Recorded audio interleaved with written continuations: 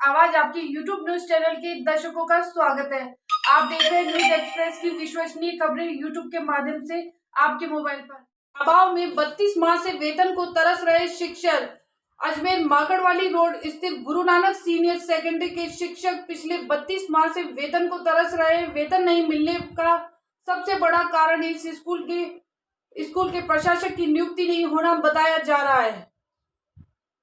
School की शिक्षिका शशिकला ने बताया कि पिछले 32 महीनों से इस स्कूल में प्रशासक की नियुक्ति नहीं हो सकी।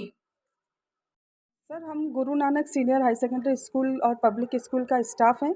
पिछले 32 माह से हमारे स्कूल में प्रशासक नहीं लगने की वजह से विद्यालय स्टाफ को पेमेंट नहीं मिल रहा है, वेतन नहीं मिल रहा है। इस वजह से सारे स्टाफ की स्थिति बहुत ही दयनीय होती जा रही है। और बीच में 2 साल कोरोना काल भी निकला तो भी हम स्कूल के बच्चों को ऑनलाइन भी पढ़ाते रहे और समय समय पर बच्चों को पढ़ाते रहे, लेकिन हमारी यहाँ पे कोई सुनवाई नहीं हुई और हम बिना वेतन के 32 महीने से काम कर रहे हैं। कैसे काम चला रहे हैं 32 महीने से बिना सैलरी के? बढ़ावा सर, बहुत दिक्कतों का सामना हो रहा है। जो सिंगल वुमेन है उनको तो और भी स्थिति खराब हो रही है। एक जो बाई जी थी वो 32 साल से काम कर रही थी हमारे विद्यालय में, उनका तो देहांत भी हो गया है। कितने साल हो गए उनको? कितना टाइम हो गया उनको? लगभग 7-8 महीने हो गए उनकी डेथ हुए हुए। और काफ़ी क्या नाम था उनका? उनका श्रीमती कमला बाई था। और कई जो जेंट्स स्टाफ है उनके लिए तो घर चलाना और भी मुश्किल था, तो उन्होंने विद्यालय छोड़कर दूसरे विद्यालय ज्वाइन कर लिया।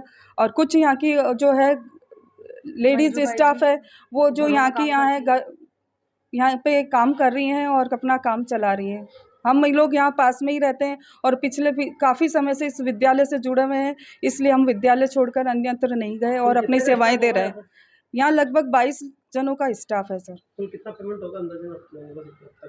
जो भी पेमेंट है वो विद्यालय के पास पर्याप्त फंड है बैंक में, बस वो सिग्नेचर अथॉरिटी नहीं है और वो अथॉरिटी हमें जयपुर शासन सचिव से मिलती है।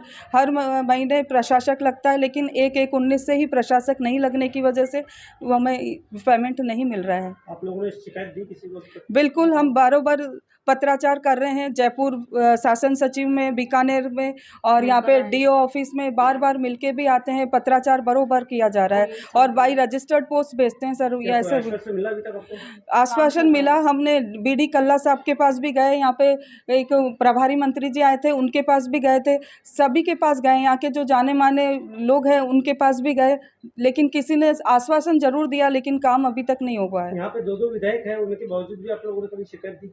बिल्कुल, हमने विधायक दी। यहाँ पे नसीम अख्तर के पास भी गए थे, विजय सिंह सर के पास भी गए थे, भाटी सर के पास भी गए थे, शिव बंसल जी के पास भी जा रहे हैं। वो सुनवाई करते हैं लेकिन उनका भी आगे जाके काम अटक जाता है, न जाने किस जगह ये काम अटकता है। सभी हमारी हेल्प करने के लिए तत्पर है, ऐसा नहीं है कि उन्होंने सहयोग नहीं दिया, लेकिन आगे हमारा काम नहीं हुआ अभी तक। पेमेंट नहीं हुआ तो आप लोग क्या करना, आगे क्या रणनीति रहेगी आप लोगों की?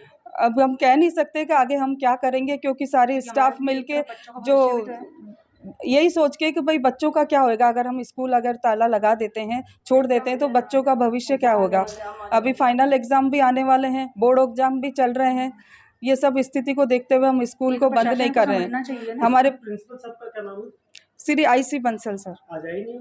हाँ, आज उनके तबीयत ठीक नहीं होने की वजह से नहीं आए। उन्हें सारी जानकारी? बिल्कुल, वो हमारा पूरा सहयोग कर रहे हैं। पत्राचार का कार्य वही संभालते हैं और वो हमारे जो आदेश देते हैं हम उनके अकॉर्डिंग ही काम करते हैं। मैं यहाँ की सीनियर टीचर हूँ, मेरा नाम श्री शशिकला शर्मा। पदभार संभालने के बाद प्रदेश के दौरे पर आए देवनारायण बोर्ड के अध्यक्ष जोगेंद्र सिंह अबाना ने सरकार और प्रदेश के मुख्यमंत्री अशोक गहलोत का आभार जताते हुए कहा, बोर्ड का गठन होने के लगभग 14 वर्ष बाद अध्यक्ष पद पर नियुक्ति हुई है। बोर्ड के कई कार्य अटके हुए हैं, तो वहीं इस उद्देश्यों से बोर्ड का गठन किया गया था, वह भी पूरा नहीं हुआ। उन्होंने इस मौके पर अपनी प्राथमिकताएं की और जानकारी देते हुए बताया कि देवनारायण छात्रावासों के विकास सहित सामाजिक विकास उनकी पहली प्राथमिकता होगा। देवनारायण बोर्ड का अध्यक्ष बनाया है, किस तरह से समाज को आगे लेके का आपका जो है प्लानिंग? सबसे पहले मैं माननीय मुख्यमंत्री श्री अशोक जी गहलोत साहब का धन्यवाद करता हूँ। कांग्रेस पार्टी की हमारी राष्ट्रीय अध्यक्ष श्रीमती सोनिया गांधी जी का धन्यवाद करता हूँ। पूरा समस्त कांग्रेस के जो हमारे वरिष्ठ नेता हैं उन सभी का भी धन्यवाद करता हूँ कि उन्होंने इतनी बड़ी जिम्मेदारी मुझे देवनारायण बोर्ड का अध्यक्ष बनाने की जो दी। मैं समझता हूँ कि काफ़ी समय से देवनारायण बोर्ड के अध्यक्ष पद पे कोई नियुक्ति नहीं थी। 2008 में इसका गठन हुआ था। विशेषकर स्वर्गीय आदरणीय हमारे कर्नल साहब गुरूरी सिंह जी बैसला साहब, जिन्होंने एक बड़ा आंदोलन पूरे राजस्थान के साथ साथ पूरे देश के अंदर गुजरों को जो आरक्षण दिलाने के लिए चलाया। और उस समय चोपड़ा समिति की जो उस समय एक कमेटी बनी थी चोपड़ा समिति की, उसी पे आधारित ये बोर्ड है और इसमें विशेषकर शिक्षा और चिकित्सा की तरफ हम लोग सब काम करते हैं। और काफ़ी लंबे टाइम से जो समाज में जो चीज़ें जहाँ तक योजनाएं पहुँचनी चाहिए थी वो नहीं पहुँच पाई। अभी आज दौरा है हमारा सब जिलों के लोगों से, पिछले 1-1.5 महीने से जब से बोर्ड का गठन हुआ है, मैं अध्यक्ष बना हूँ और लोगों से बातचीत हुई है। काफ़ी योजनाएं हैं जो धरातल पे लाने की आवश्यकता है, क्योंकि अध्यक्ष की नियुक्ति इसमें नहीं हो पाई थी। 2008 में भले ही गठन हुआ था। मैं समझता हूँ कि जो चीज़ें हैं, जो आवश्यकताएं हैं, खासकर हमारा एमडीसी समाज जो पिछड़ा हुआ है उसको बिल्कुल एक सम्मान लाने के लिए मैं पूरा काम करूँगा। और पूरे एक जिले का भी हम लोगों ने दौरा करने का निर्णय लिया है और इससे निश्चित तौर पर हमारे जो बच्चे हैं, जो बालक हैं, जो बालिकाएं हैं, हमारे जो लोग हैं समाज के जो काफ़ी पिछड़े हुए हैं, सबके लिए उनके हित में उनका किस तरह से विकास हो, चाहे वो शैक्षणिक हो चाहे दूसरा हो, और उस पर ही किस तरह की स्कीम्स हैं और किस तरह का लाभ जो है। देखिए, सबसे बड़ी तो आपको पता है कि जिस तरह देवनारायण छात्रावास का है, चिकित्सा के क्षेत्र में हॉस्पिटल्स वगैरह हैं, और तमाम योजनाएं हमारी ऐसी हैं देवनारायण बोर्ड में कि जो जिनसे काफ़ी लोग हमारे समाज के वंचित रह गए हैं, उनको धरातल पे लेके आना है। अभी क्योंकि बजट भी इसमें काफ़ी है, पिछले दिनों बजट भी कई बार लैप्स हुआ है इसका, लेकिन मैं समझता हूँ कि मैंने माननीय मुख्यमंत्री जी से अभी इसी बजट में अभी देवनारायण स्कूटी जो योजना है, जिसकी पहले 13,000 के आसपास की होती थी, लेकिन अब 7,000 बढ़वाई हैं, जिसमें 176 करोड़ के आसपास का व्यय है, और अब वो 20,000 हो गई हैं। और बच्चों को, समाज को जितना भी फ़ायदा पहुंच सके, एक ज़िले में जाके अब मैं लोगों से बातचीत करूंगा, जहां जो सुझाव लोगों के आएंगे, चाहे वो छात्रावास के हों या अन्य चीज़ जो हमारी इस बोर्ड में आती हैं, उसको माननीय मुख्यमंत्री जी के समक्ष रख के उसको पूरा करें। देखिए, करौली में जो हिंसा हुई उसमें राजाराम जो गुजर हैं, ग्रेटर जयपुर में जो सोनिया गुजर है, उनके हस्बैंड, उनका नाम आ रहा है, उसको लेकर भी समाज वहाँ पर लामबंद है। क्या कहें? देखिए, करौली की जो घटना है, मैं सबसे पहले उसकी निंदा करता हूँ, और मैं समझता हूँ कि कोई भी व्यक्ति हो, सवाल किसी एक जाति का या व्यक्ति का नहीं है। इस तरह का दंगा करने वाले जो भी व्यक्ति हैं, जो भी लोग हैं, ऐसे लोगों के खिलाफ कठोर से कठोर कार्रवाई होनी चाहिए।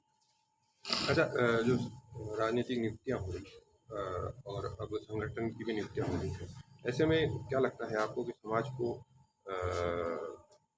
मिलेगा कुछ? ये राजनीतिक नियुक्तियाँ जो हुई हैं, 4-4 लोगों को चेयरमैन बनाया है गुजर समाज के, और मैं समझता हूँ कि बड़ी पहल माननीय मुख्यमंत्री जी ने की है और सब कांग्रेस के वरिष्ठ साथियों ने की है। और इससे स्वाभाविक तौर पे जब 4-4 लोगों को चेयरमैन बनाया, तो इससे लाभ कहीं ना कहीं मिलेगा इस समाज को। संगठनात्मक नियुक्तियाँ बाकी है और उसकी भी कार्रवाई चल रही है, अभी देखिए प्रोसेस में है, और शीघ्र ही मुझे लगता है कि वो भी अभी घोषणा है। सर, अजमेर दौरे के अलावा आज और का अभी हम लोग जाएंगे जोधपुर और पाली, दोनों जिलों के दौरे हैं दोनों दिन के, उसमें अलग अलग मीटिंग ली है। विशेषकर समाज के लोगों की जो मांग हैं, जो काफ़ी लंबे समय से पूरी नहीं हो पा रही हैं, उस सब पे हम चर्चा करेंगे सभी जगह जाके। आज तो अभी जैसे हमारे साथियों ने, सभी लोगों ने यहाँ स्वागत का कार्यक्रम रखा, भाई और जी, हमारे भटाना जी, तमाम हमारे जो साथी हैं वरिष्ठ सभी, तो केवल हम निकल के जा रहे थे तो यहाँ रुके हैं, समाज के लोगों से बात करें। चोरी के मामले में पिछले 20 साल से फरार चल रहे आरोपी को जीआरपी थाना पुलिस ने गिरफ्तार करने में सफलता हासिल की। पकड़े गए आरोपी का एक साथी और फरार है, जिसे भी जल्दी पकड़ने का दावा जीआरपी थाना प्रभारी ने किया है। जीआरपी थाना प्रभारी सुशीला बिश्नोई ने बताया कि वर्ष 1999 में जीआरपी थाना पुलिस ने रेलगाड़ियों में होने वाली चोरी के सिलसिले में पूरी गैंग को पकड़ा था। गैंग में 5 सदस्य शामिल थे, जिनको अदालत में पेश करने पर उन्हें जमानत पर छोड़ दिया गया था। जमानत छूटने के बाद ही 2 आरोपी बाद में तारीख पेशी उपस्थित नहीं हो सके। जी, 1999 का मुकदमा है, चोरी का एक मुकदमा था। जिसमें एक सांसी गैंग अरेस्ट हुई थी, जिसके 5 मुलजिम अरेस्ट हुए थे। तो ये जब 1999 में पकड़ा गया था, उसके बाद ये कभी पेशी पे नहीं आया और अब इसको 20 साल बाद इसको वापस से अरेस्ट किया है। ये सांसी जाति का है, ईश्वर सन ऑफ हरफुल नाम है, 55 साल इसकी उम्र है। और जो गांव का इसका एड्रेस था, उस गांव में हमारी टीम कई साल से जा रही है, लेकिन ये वहाँ नहीं मिल रहा है। अब इसको ये किसी और गांव में बस गए जाके, पहले कन्नौज के थे और ये बरवाला जगह है एक हिसार ज़िले में, वहाँ पे बस गए। तो हमारी टीम ने बहुत लंबे दिन तक वहाँ स्टे करके और इसकी बहुत गहनता से तलाश करके और इसको मेहनत से पकड़ के लाए। ये कितने टाइम से था ये फरार, तो इसके बाद में आज वापस इसको अरेस्ट किया है? करीब 20-22 साल से ये फरार था।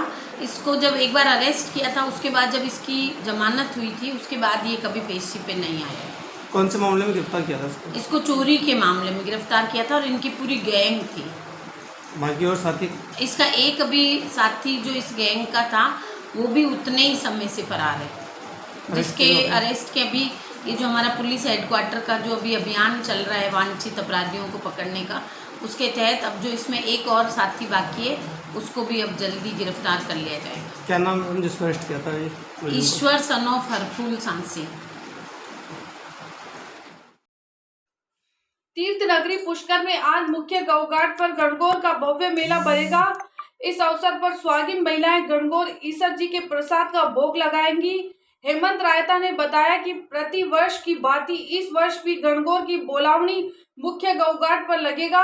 मेला स्वागिने महिलाएं गणगौर ईश्वर जी के प्रसाद को भोग लगाकर जल पिलाएंगी और मंदिरों और घरों में लोगों ने माता की आरती कर कन्या पूजन किया, तिलक और दुपट्टा लगाया, भोजन कराकर कन्याओं से आशीर्वाद प्राप्त किया। शुक्रवार शाम को हुई Pushkar but boy road loading tempo और मोटरसाइकिल सड़क की 3 बच्चे समेत 9 लोग घायलों में एक मासूम बच्ची और मोटरसाइकिल सवार ने अजमेर अस्पताल में उपचार के दौरान दम तोड़ दिया। जानकारी के अनुसार मोटरसाइकिल सवार और मासूम पूर्वी ने जेएलएन अस्पताल उपचार के दौरान दोनों की मौत हो गई। वहीं एक बच्ची और एक महिला की हालत नाजुक बताई जा रही है। घायलों को पुष्कर अस्पताल के प्राथमिक उपचार देकर अजमेर अस्पताल रेफर किया गया।